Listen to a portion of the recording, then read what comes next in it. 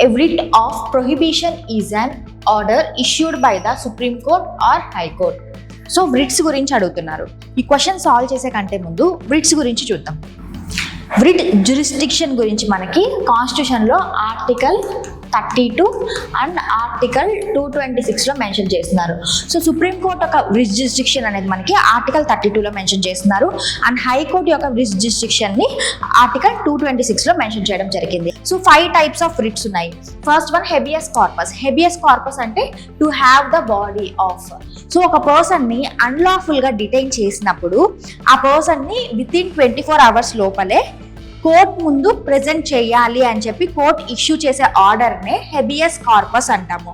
So ఇది both public and private పర్సన్స్కి applicable అవుతుంది. సో ఇది హెబియస్ కార్పస్ అంటే, హెబియస్ అంటే టు హ్యావ్, కార్పస్ అంటే బాడీ. సో బాడీని 24 hours లోపల కోర్ట్ ముందు ప్రెజెంట్ చేయాలి. మాండమస్. మాండమస్ అంటే వి కమాండ్.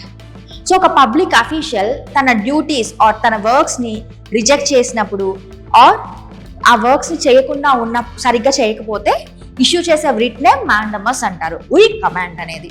సో ఇది పబ్లిక్ అఫీషియల్స్కి అప్లికబుల్గా ఉంటుంది. సో ఇది ప్రైవేట్ అఫీషియల్స్కి అప్లికబుల్ కాదు.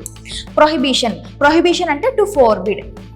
లోవర్ కోర్ట్స్ ఏవైతే ఉన్నాయో తన జ్యూరిస్డిక్షన్ని దాటి, తన పరిధిని దాటి రూల్స్ని పాస్ చేస్తున్నప్పుడు హై కోర్ట్స్ దాన్ని ఫోర్బిడ్ చేస్తాయి, చెయ్యనీయకుండా చేస్తాయి. దాన్నే ప్రొహిబిషన్ అంటారు. అంటే హయ్యర్ కోర్ట్స్ లోవర్ కోర్ట్స్ని ప్రొహిబిట్ చేయడాన్నే ప్రొహిబిషన్ అంటాం, టు ఫోర్బిడ్.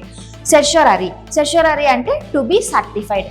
సో లోవర్ కోర్ట్స్ అనేవి కొన్ని అన్కాన్స్టిట్యూషనల్గా రూల్స్ని పాస్ చేసినప్పుడు లేదా ఆ రూలింగ్ అనేది సరిగ్గా జరగనప్పుడు హయ్యర్ కోర్ట్స్ అనేవి ఆ కేస్ని క్వాష్ చేస్తాయి. Quash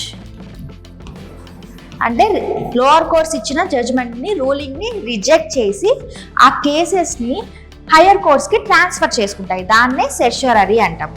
next quo warranto. Quo warranto means by what authority.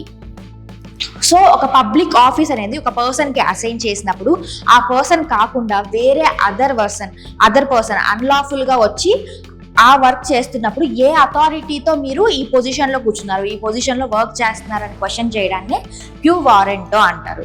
So ఇవి 5 types of writs. So prohibition అంటారు. ప్రొహిబిషన్ అంటే ఏంటి?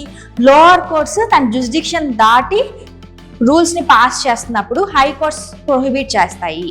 సో అదే the lower courts prohibiting continuation of the proceedings in a case. So C is the correct option.